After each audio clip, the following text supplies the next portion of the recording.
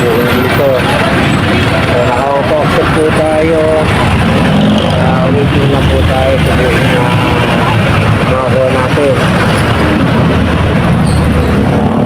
Harapin ko lang din.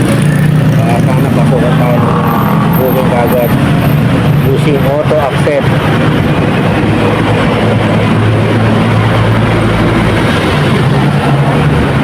Sana may mag-book din ang QR code.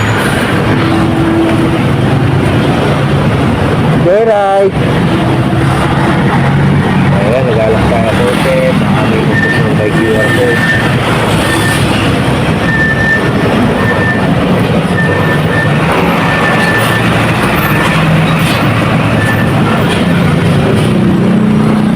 Sa mga kasundo natin dyan,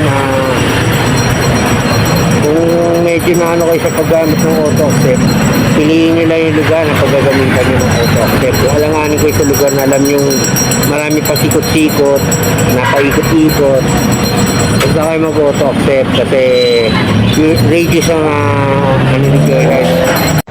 Pwede na! Booking, radius, pabilog, as in paribaw. Kaya mga kasundo, ride safe po sa lahat. At susunod na video na lang ulit. Pangabang lang ang dito sa Palapala.